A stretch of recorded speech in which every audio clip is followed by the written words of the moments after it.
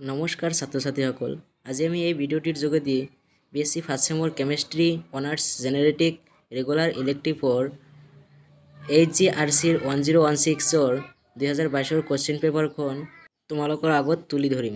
Question দিয়া আছে 1 নম্বৰত 12টা কোশ্চিন দিয়া আছে 1 নম্বৰী, ইয়াৰ ভিতৰত 7টা আনসাৰ কৰিব লাগিব।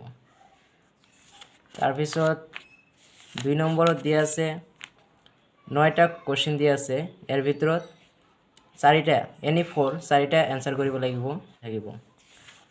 আৰু 3 নম্বৰত দিয়া আছে 8টা কোশ্চিন দিয়া আছে 5 মাৰ্ক কৰি, ইয়াত 3টা আনসাৰ কৰিব লাগিব।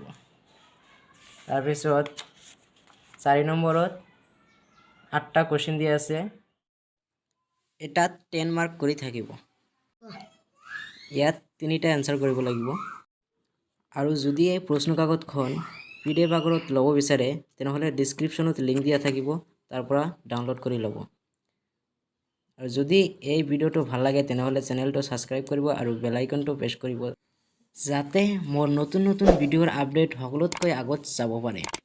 আৰু যদি মোৰ এই ভিডিঅ' ভাল লাগে তেনেহ'লে এটা লাইক কৰিব আৰু শ্বেয়াৰ কৰিবলৈ নাপাহৰিব। Thank U.